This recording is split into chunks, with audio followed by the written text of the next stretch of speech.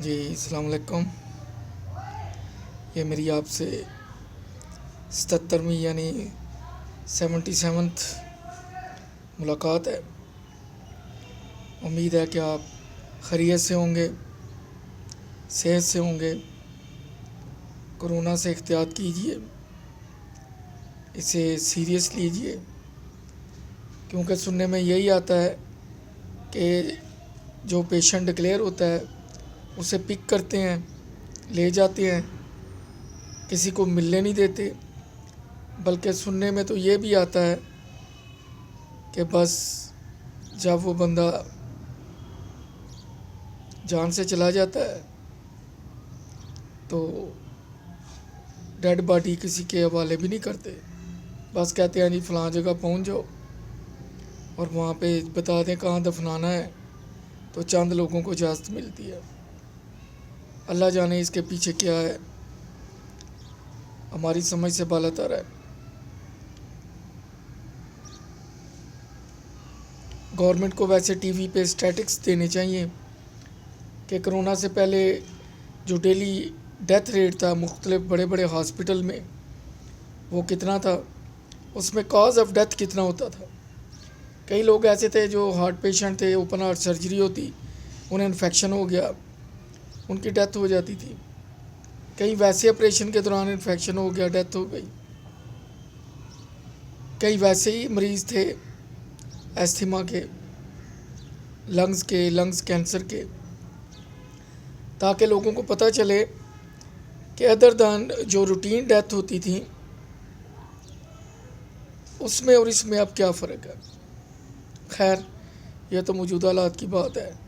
मैं आपको मस्कत लिए चलता हूँ, मस्कत की स्वेक ब्रांच में, जहाँ के एक पाकिस्तानी ने फ्रॉड किया था। खैर, उस ब्रांच को काफ़ी मैंने मैनेज कर लिया। मैंने बताया कि मेरे बच्चे, फैमिली आई हुई थी, मैंने वाइंड अप किया, उनको पाकिस्तान वापस भेज दिया, क्योंकि स्वेक ब्रांच में मेरे काम की नौइयत इस तरह की थी कि फ़ैमिली को टाइम देना, उन्हें मैनेज करना, बच्चों की पिक ड्रॉप की बहुत मुश्किल हो गई। तो पाकिस्तान वापस आके उन्होंने OPF स्कूल में पहले पढ़ते थे, एक बेटा स्टार पब्लिक स्कूल में पढ़ता था। मेरे बच्चे किसी बहुत ज़्यादा स्पेशल महंगे स्कूलों में नहीं पढ़े। माशाल्लाह, एक MBA है बैंकिंग एंड फाइनेंस में, दूसरा MBBS डॉक्टर है। तो दोनों का व्यूज़ यही है, वो कहते हैं डैडी बच्चा पढ़ने वाला होना चाहिए, स्कूल मैटर नहीं करता। जब आपने हैवी फीस दे के 7-8 हज़ार की 2-3 हज़ार की ट्यूशन भी देनी है और फिर बच्चे ने 9th-10th में जाके परफॉर्मेंस नहीं देनी, तो उससे बेहतर है एक सिंपल सादा या गवर्नमेंट का स्कूल जहाँ पे ऑर्डनरी फ़ीस दें और ट्यूशन पे बेशक 1,000 रुपया ज़्यादा लगे। वैसे तो ऐब है, हमारे दौर में ट्यूशन ऐब होती थी, उसको नालायक और नफ़रत की नज़र से देखा जाता था जो ट्यूशन पढ़ता था।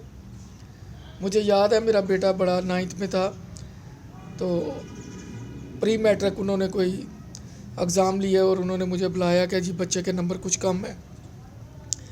मैंने कहा आप मुझे ये बताएं कि उसकी हाज़िरियाँ पूरी हैं, कहते हैं हाँ। मैंने कहा क्लास में उसकी प्रॉब्लम, कहते हैं नहीं।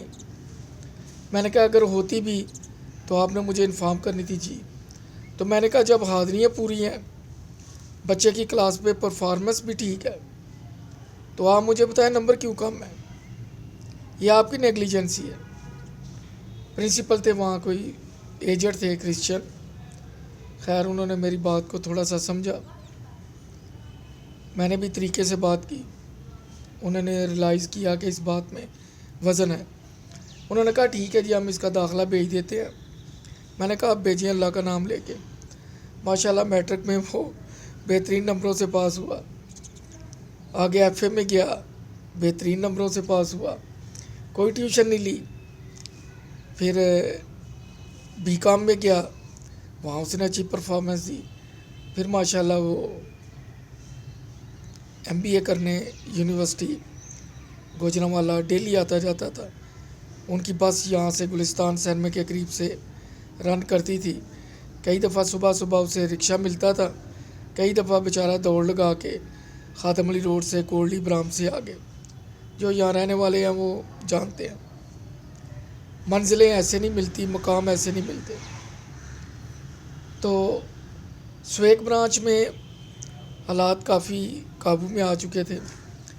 अब जहाँ से मैं गया था लिवा ब्रांच, वहाँ पे एक दो प्रॉब्लम हो गई। एक तो वहाँ का एटीएम आउट हो गया, एक किसी डेट की क्लियरिंग में फ़र्क आ गया।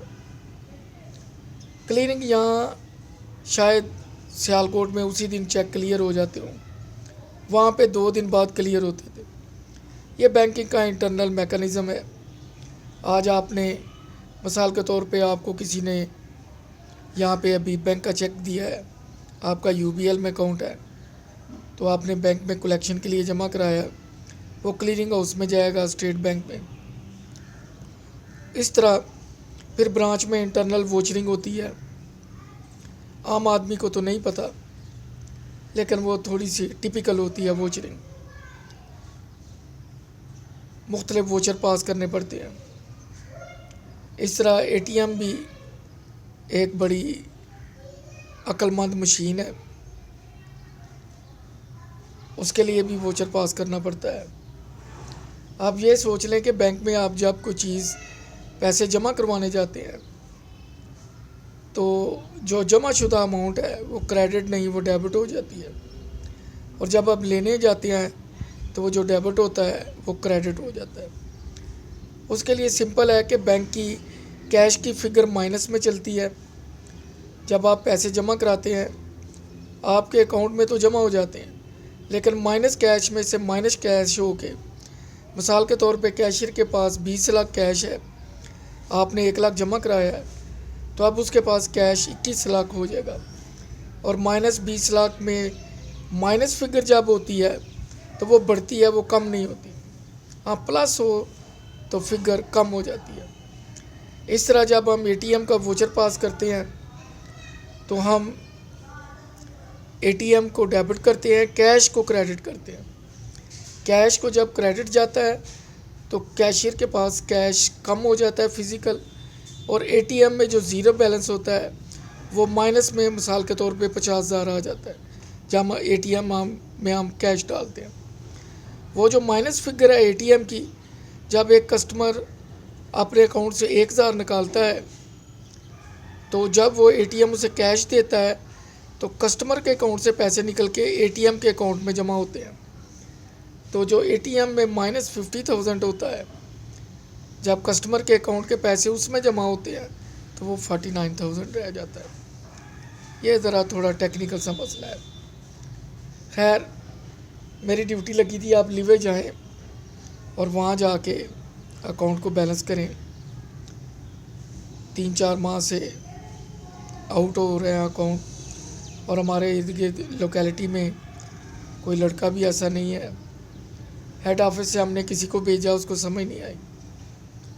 खैर, मैंने कहा सर मुझे 1-2 दिन का टाइम दे दें। उन्होंने कहा ठीक है। मेरी अकोमोडेशन लिवा में ही थी। खैर, मैं लिवा ब्रांच में गया। जो क्लियरिंग का था उसको तो मैंने 1.5-2 घंटे में बैलेंस कर दिया। सारे वोचर चेक किए, निकाल के फ़िज़िकल एंट्रियाँ चेक की। उसमें कुछ पार्टी का अकाउंट जो डेबिट होना था वो प्रॉपर एंट्री जनरेट नहीं हुई। खैर, मैंने उसका पूरा एक मैनुअल बनाया, स्केच बनाया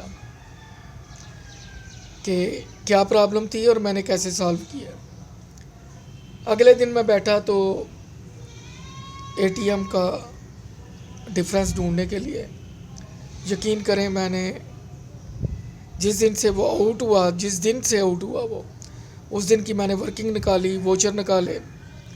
अंदर एक जॉटिंग रोल ऑपरेट करता है, पेपर पे प्रिंटिंग होती रहती है, वो मैंने निकाली।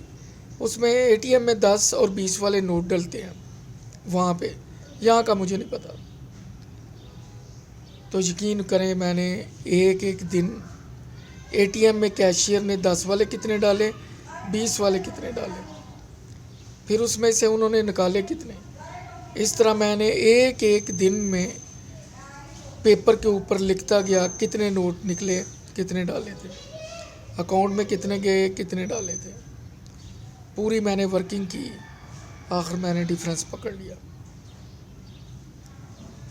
पूरी वर्किंग की मैंने कॉपी बनाई, वो मैंने हेड ऑफिस भेजी कि मैंने दोनों डिफरेंस ढूंढ लिए हैं, और ऐसे मैंने डिफरेंस ट्रेस किया है। यकीन करें, बैंक ने वो मेरी वर्किंग की पूरी कॉपीज़ तमाम ब्रांचों में सर्कुलेट की कि gentleman, if you have such like difference in the ATM account, please follow the procedure. मुझे खुशी हुई। उसका सिला मुझे ये मिला कि बैंक ने मुझे नॉमिनेट कर दिया कि हर 15 दिन के बाद बैंकिंग एकेडमी में लेक्चर होता था। बैंक में जो नए लड़के आते थे, रिक्रूटीज़, और जो पुराने होते थे, चूँकि मैनुअल से अब कंप्यूटराइज बैंकिंग हो गई थी, लेकिन जब तक आपको मैनुअल का नहीं पता, आपको कंप्यूटर की कभी समझ नहीं आएगी। कंप्यूटर सिर्फ एंटी माइनस प्लस करता है, या एंटी जनरेट कैसे होती है वो नहीं पता होता। खैर, मेरी खुशकिस्मती कि मैं हर 15 दिन बाद बैंकिंग एकेडमी में लेक्चर देने जाता था। कहाँ वो लड़का FA पढ़ा जो टाइपिस्ट भर्ती हुआ, जिस पे उस वक़्त के मैनेजर मिस्टर सैफुररहमान साहब ने इत्मीनान किया।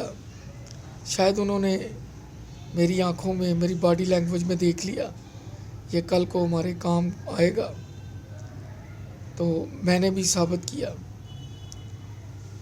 खुशी होती थी मुझे, इवन के बड़े बड़े सीनियर स्टाफ वाले मेरे सामने बैठे होते थे और मैं डाइस पे खड़ा लेक्चर दे रहा होता था। फिर उसके बाद काउंटर क्वेश्चन होते थे, मैं उनका भी जवाब देता था, उनको सेटिस्फाई करता था। सिर्फ एक LC का बिज़नेस था जिससे मेरा वास्ता बहुत कम पड़ा। बाकी जितने भी बैंक के डिपार्टमेंट से, वो सारे मेरी फिंगर टिप्स पे थे। कुछ मुझे टाइप भी आती थी। माशाल्लाह मेरी नोटिंग ड्राफ्टिंग आज भी मैं किसी मौजू पे बेधड़क लिख सकता हूँ। अल्फाज ढूंढने नहीं पड़ते, खुद ब खुद आते जाते हैं। खैर, ये माँ बाप की दुआएं थी, अल्लाह का ख़ास फजल था कि मैं इस मकाम पे खड़ा था। अभी और आगे मंजिलें थी, ज़िंदगी में और भी इम्तिहान थे, उनका ज़िक्र आगे होगा। अब लिवा ब्रांच, शनास ब्रांच, मेरी अपनी स्वेक ब्रांच, इन तीनों ब्रांचों की तकरीबन कॉरेस्पॉन्डेंस मैनेजर मुझे बुला लेते थे बैंक टाइम के बाद, छुट्टी वाले दिन, और जो प्रॉब्लमें होती थी मुझे बताते थे। मैं उनको पर्सनल सर्विस दे के तो उनकी हेल्प करता था। खुश होते थे और मुझे भी खुशी होती थी। अब अगले एपिसोड में फिर मुलाकात होगी। अपना और दोस्तों का ख्याल रखिए। मुझे लाजम सब्सक्राइब कीजिए। खुश रहिए। अल्लाह हाफिज़।